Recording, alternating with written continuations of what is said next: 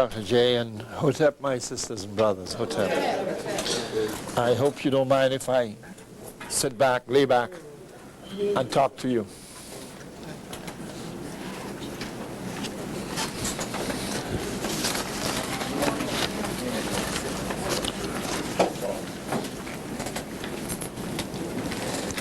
Resistance, armed resistance.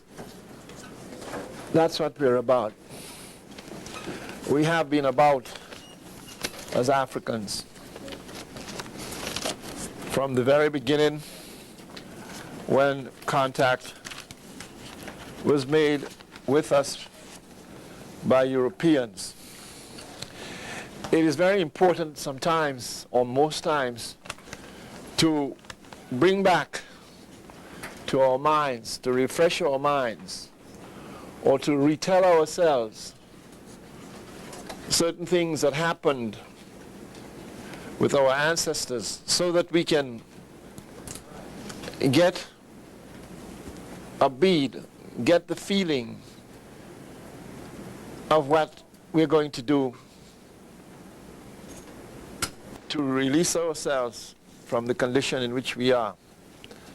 This year is a very good year to remember African resistance in this hemisphere, because it marks the 200th anniversary of the Haitain Revolution. And there is an exhibition going around the country given by a Haitian organization and also in conjunction with the Smithsonian Institution. And it says 1791, 1991. Salute to Haiti. 200th anniversary since Boukman's ceremony of the Bois Caiman. You notice what it says, Boukman's ceremony. Because let us understand this.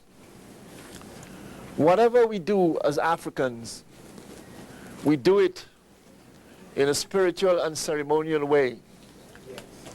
That is why we begin with libations. When we call forth those very ancestors to be able to talk to us and give us their knowledge, because we need their knowledge in this continuous link that we have with them. Tonight, this evening, in this room, we have the ancestors, Boukman especially, here with us. We have Zumbi, we have Desaline, we have Christophe, we have them all. And I'm sure they'll be telling us that we have to struggle and keep on struggling. They never gave up, none of them. And it is to them that we owe our being here today. But for those brave, powerful people, we would not be here. The great brother Ahmed Sekou made a statement and said, wait not for the fit and the fittest of our African men and women. We today would not survive. So since we have survived, we have a spiritual duty to perform. And that duty is to keep on in the mood and in the pattern set for us by those ancestors. In other words, we cannot take a holiday from struggle. We cannot say, that the 1960s, there was a civil rights movement. And there was a lapse after that. Everything went dead. And we've picked it up again. That does not make sense. The ancestors didn't have a lapse at all and pick up anything. They continued from the beginning right up until they died and went to our spiritual ancestors. And this is the message, if there is a message at all, that this past tells us. It is not to show how great our ancestors performed these magnificent deeds. It is to tell us, to show us that we must continue in their paths. Unfortunately,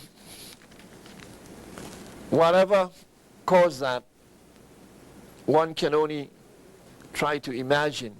But we have not really lived as the ancestors wanted us to live. That's true. For every 24 hours of their day, and their day was not a pleasant day at all. It was never pleasant. All hours of the day they were conscious of one thing, that they were Africans.